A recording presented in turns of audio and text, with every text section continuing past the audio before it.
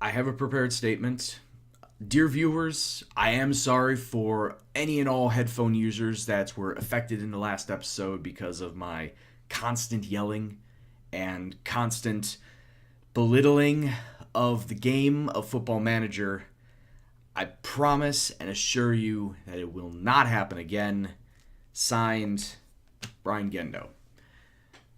So that out of the way, let's get into the match now. The return leg versus Juventus, where if we don't get any points here, we can kiss our European campaign goodbye.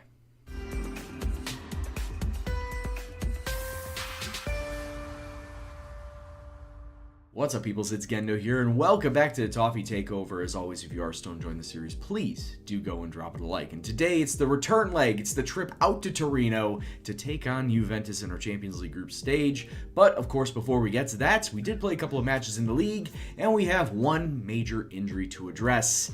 And it all started in the very next match after Juventus. And it was in a match that we took on first place Spurs at the time, and we came away squeaked by, I should say, with a 3-2 victory. The goals were flying by on both sides, and we were able to come away on top with Nathan Dyer netting himself a brace and Michael Keane the all-important deciding goal in the 68th minute, just 4 minutes after Spurs equalized with a Son Heung-min goal. But the main story out of this match is not that we beat Spurs, it's because Jordan Pickford has gone down with an injury right at the death of the match, the literal last kick of the game. Jordan Pickford going down with an injury, a broken collarbone.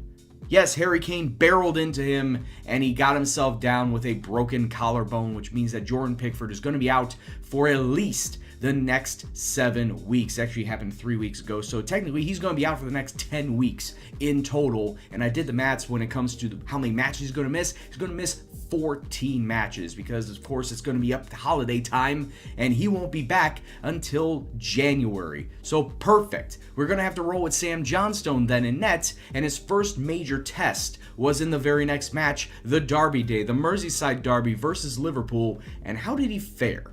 And taking the short bus right over to Anfield, we count ourselves very, very lucky, much like with the Spurs match, that we came away victors here in a smash and grab type of situation. We had less shots, we had less possession, but Sandro and Nathan Dyer were somehow able to slip it past the goalkeeper Loris Karius to give us the victory in the Merseyside Derby. And once again, bragging rights, at least for a little while, in the city of Liverpool. And in Sam Johnstone's first real test of the season, he didn't have to do a lot of work. He only made 3 saves, but it was the back line, the defensive line, that held down the fort on the day, as Koeman, Basque, and Keane all coming away with 7.4 ratings and above. Just don't look at Leighton Baines over there, 6.2 rating. That's something that's an outlier, but it was the rest of the defensive line that basically held down the fort, not allowing a lot of shots to get through them, and when they did, Sam Johnstone was right there to pick up the save. So overall, I'd say this was a mega plus for Sam Johnstone's first test. Now he's got to do it for the next 7 weeks. And just taking a quick look at the table before we get into the match versus Juventus, and those 2 wins helped propel us up over the Manchester teams as we are now sitting in 4th place. Those 2 losses didn't really affect Spurs or Liverpool whatsoever, as they are still 1st and 2nd place, with Chelsea sitting there in 3rd place, and the rest of the table looks as follows. But now we need to get down to business. We need to address the elephant in the room, and that is Juventus. A result, any result, will keep us alive in staying in Europe. If we lose, I don't even think we can get into the Europa League. So it all comes down to this. So in the all-or-nothing match versus Juventus, I'm going to install a little bit of formation man in this using the asymmetrical 4-2-3-1. Of course, Sam Johnstone's going to be in between the sticks. Koeman, Adibas, Keane, and Lukaku will be the defensive backs on this day, with Idris Aganagay, the defensive mid, Ross Barkley, the center attacking mid. We got Nathan Dyer out there on the right side wing, just not attacking. Siggy's going to be in the cam spot. Lookman's going to be in the left attacking mid, and Sandro sitting up top. Yes, it does look to favor one side, specifically that left-hand side, but I know that Jordan Lukaku's got the pace to go up and down the wings. Ademola Lookman, the inside forward, he got 13 goals last season. I'm looking to him to score more if we can't get Sandro the looks that he needs. But once again, this Juventus lineup, where they're pretty much throwing out everything but the kitchen sink. Only one change that I see there is Douglas Costa is out there on the right-hand side instead of Bernardeschi. Everyone else looks the same as we saw them 2 weeks ago. The nerves have got to be all over these players. They understand what they need to do, but they got to know if they can actually do it. So let's kick off and let's see what happens. 1 minute on, Sandro running free, gets it through to Sigurdsson, gets it through down to Lookman, who takes a shot, and Szczesny had to make that save. It was on net, and it's going out for a corner kick. Early doors, we have ourselves some decent attacking movement, but this ensuing corner kick doesn't really lead to much, or will it? Dyer, I don't know if that was a shot or a cross or both. It just was bad in the end, but at least we're looking at it early, very attacking. Of course, we could be fine on the attack, but then we need to look to the counter that Juventus could definitely lay on us if we're not careful.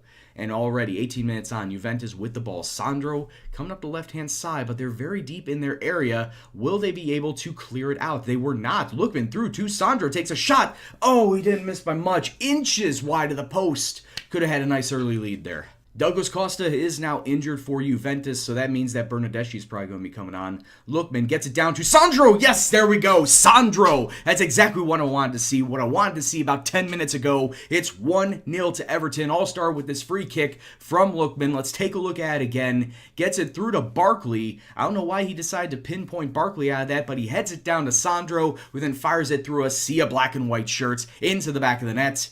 And it's now a highlight from the kickoff. These usually go badly for me, so let's take a look and see what's actually going to happen. It's probably going to be Juventus saying, oh, hey, yeah, that goal was not supposed to happen, so let's go and equalize. Sandro through to Servi, out to Blaise Matuidi. Marquisio takes a shot, but Sam Johnstone parrying it away. It was not a bad shot whatsoever. That was a rocket shot, and then the cross coming in, the corner coming in, goes over the bar. Seamus Koeman inside to Sigu, then lays it through to Sandro, gets past his man. Oh, my man.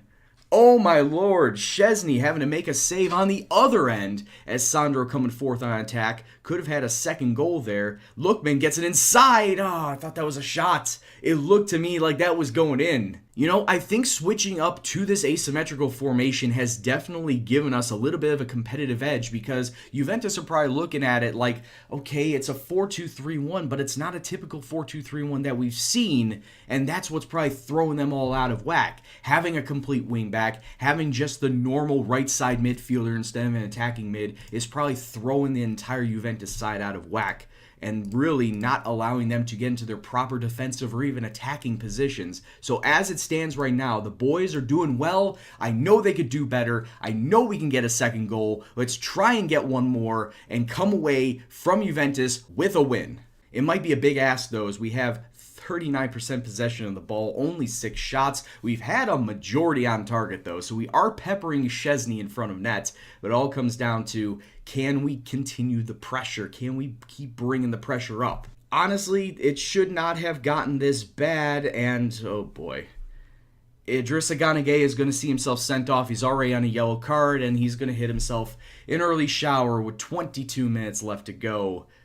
Yikes. Okay, so that being said, we're going to have a gigantic gap here in the middle of the park, but I feel like it's time to make some subs out anyway. So Barkley's going to be out for Tom Davies. In fact, I probably will do that. Dendoncker for Adibas, and that's about it. We're going to keep the last sub in our back pockets. Keane through to Sandro, gets it out to Davies. Davies needed to hold on to the ball. We do actually get it back. Koeman to Siggy, out to Dyer. Dyer, well, I don't know why he's pushing inside as you see several black and white shirts down the middle. Koeman, what even is that? He's still got it back, though. Okay, maybe we could still hit him on an attack. Sandro, out to Dyer. A couple blue shirts in the box if you can find a cross. But he doesn't. That entire sequence was really strange. And now here comes Juventus on the attack. Immediately, 10 seconds after I was saying that formation was strange, that entire sequence was strange, immediately they hit us on a counterattack. Maybe it's because I don't have anybody in the middle anymore. Maybe that's the reason. That is really a bad look when all of your defense... I have this set to counter, so my defensive line should not be pushed that far up. Why are my guys not dropping back like they should? 12 minutes left to go now, and we have the ball once again, and we need to hold on to possession, boys! For fuck's sake! Why? Why do you not hold on to possession? Especially this late in a match. Holding on to a 1-goal lead and then trying to hold on to a draw. And this is what you fucking do? Do you really think that this is how you're supposed to play football. They're still playing high. They're still playing high. For fuck's sake, I have no idea what this entire team had just... I have no idea what I just witnessed over these last 10 minutes. This is the entire situation as it stands right now. We are going to be going out because Idrissa Gana Gueye essentially decided to 2-foot somebody when he was already on a yellow card and just put us in the shit. We were up a goal.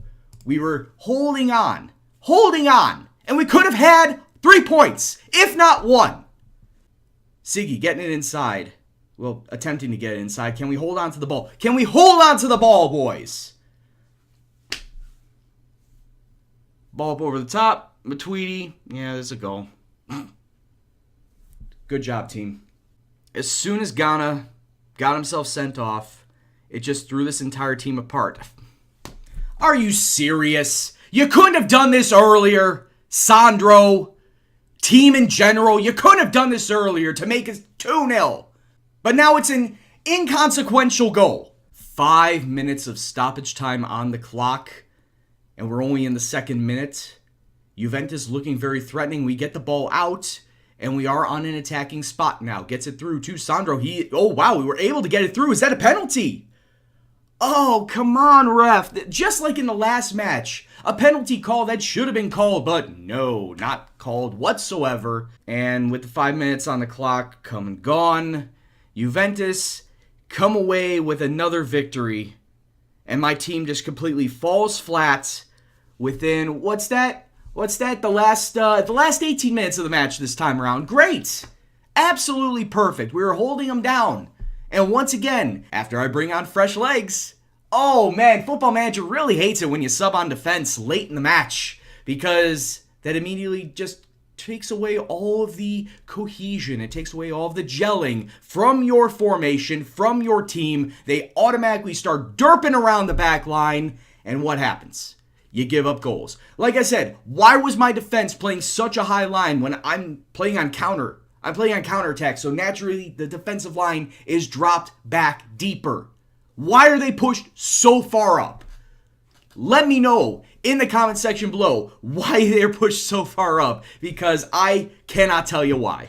And that was essentially what caused us to give up those 2 goals in 7 minutes, essentially throwing away our chance at winning this match, getting a result out of this match, and getting ourselves through to at least the Europa League. Because right now with the loss here, we're essentially out of Europe altogether.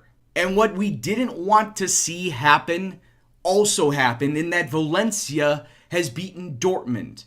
So that means that we're still stuck on 1 point at the bottom of the group, and now Valencia and Dortmund are sitting at either 4 or 5 points apiece. With 2 matches left to go, we still got to face Dortmund as well. So we're probably not going to get lucky versus them in the second time around. We might not even get a point versus Valencia. So just absolutely perfect. We could have had a result here. We could have had a result in the last match as well. And to have ourselves at least a little bit of chance, a little bit of hope to stay in Europe. But, oh, the FM gods have said nope. You're not going to be in Europe anymore. You're going to be out of it. So the final 2 episodes of the series are going to be Dortmund first, then Valencia, and then the 3 league matches that are taking place in between all of those. Brentford, Watford, Huddersfield. Those really should all be wins, to be honest with you. I feel like at this point in time, I'm better off playing in the league and doing well in the league than playing well in the Champions League and starting players that I should in the Champions League, because we're not going to get out of the group anymore. We're not going to come 3rd place even.